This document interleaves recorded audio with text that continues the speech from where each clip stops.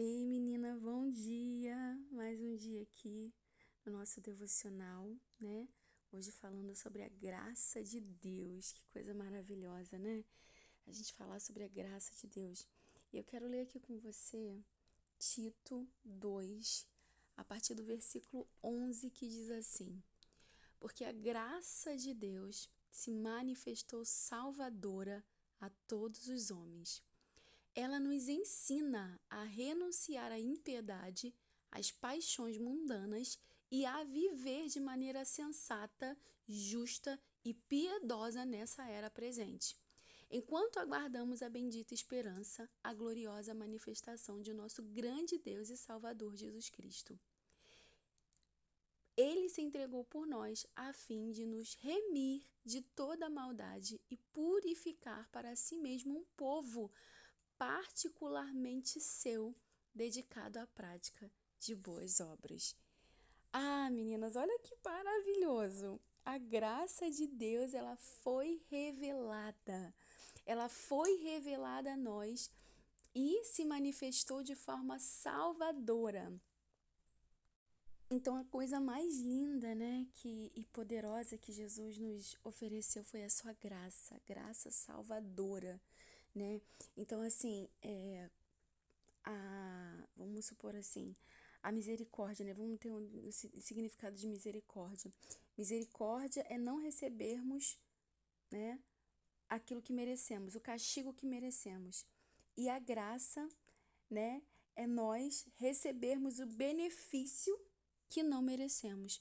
Então, a graça é recebermos o benefício que não merecemos, né? Mas não é só isso, né? A graça não é só isso, né? Um favor imerecido, receber um benefício que eu não mereço, né? A graça vai além disso, né?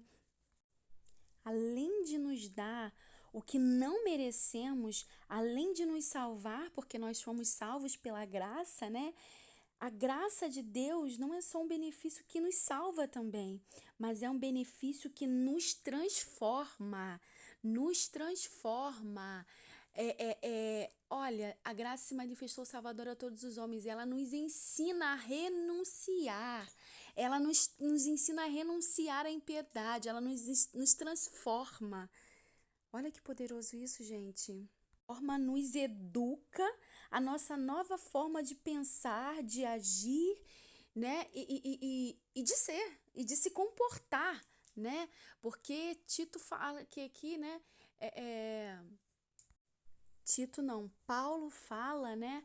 Aqui que ela nos ensina a renunciar à impiedade, às paixões mundanas e a viver de maneira sensata, justa e piedosa nessa era presente. Então, a graça de Deus nos ensina, nos educa a nossa forma de pensar, né? A, como nós devemos viver nesse mundo aqui, né? Então, assim, a graça de Deus nos ajuda, né? Nos ajuda a não nos corrompermos com esse mundo mal. E como que ela nos ajuda? Como uma força capacitadora para nós andarmos em obediência. Então, aquilo que a lei, né, os mandamentos ali da lei, as pessoas não conseguiam cumprir, né? Não conseguiam cumprir, não conseguiam obedecer na graça, nessa nova aliança que a gente tem por causa de Jesus. Ele é essa força capacitadora. Ele nos dá a graça dele, essa graça, esse favor imerecido, essa ajuda que nos capacita a obedecer. Então, olha isso, o Senhor se entregou por nós, né? Nos deu uma nova aliança, fez uma nova aliança conosco, né? Para nos para não haver mais condenação para a gente, né? Nos livrou da condenação, né? Aqueles que estão em Cristo Jesus não tem mais condenação, mas assim como ele falou com aquela mulher, né, que pecou lá e que os e que os e que os mestres da lei veio, né, tentar pegar Jesus, né, em contradição, E aí eles chegaram para Jesus e falaram: olha, mestre, a lei diz que se alguém for pego em adultério, tem que ser morto. E aí Jesus, né, fala aquilo tudo, se alguém não tiver pecado que atire a primeira pedra, mas a lei falava isso, né? Então, assim, aí Jesus falou para ela: mulher, onde estão os seus acusadores? Eu não te condeno. Vá, mas não peques mais. Então, assim, nós fomos libertos, né? A graça de Deus nos libertou do pecado, da condenação, da culpa, mas também nos capacita a ir e não pecar mais. É muito forte, né, gente? É muito forte isso. Então, assim, e como que ele deu essa direção? Olha, vá e não peques mais. E deu essa direção pra gente, né? Aceitamos a Cristo, entramos, né, nessa porta da salvação, que é pela graça, mas começamos a trilhar um caminho de santidade. E como que a gente trilha esse caminho de santidade? Olhando para Jesus. Olhando para Jesus. Porque Ele nos capacita a andar em obediência. A graça dele nos capacita a andar em obediência. Paulo falando também, né, em 1 Coríntios 15:10, ele diz assim: mas pela graça de Deus sou o que sou. É pela graça de Deus que ele é o que ele era, né? A sua graça para comigo não foi inútil. Antes trabalhei mais do que todos eles, contudo, não eu, mas a graça de Deus comigo. Então, tudo que nós fazemos para o Senhor, o chamado que nós cumprimos, né, que o Senhor nos chama a cumprir, não é na força do nosso braço.